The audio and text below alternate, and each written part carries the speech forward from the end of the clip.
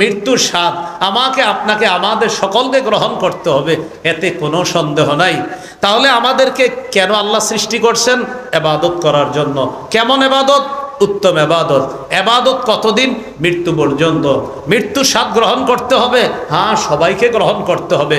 মুহাম্মদ সাল্লাল্লাহু আলাইহি সাল্লামকে জিবরিল আমিন বলতেছে, আপনি যতদিন মন চায় বাঁচেন, তবে এই যতদিন মানি মৃত্যু পর্যন্ত আপনি মৃত্যুবরণ করবেন।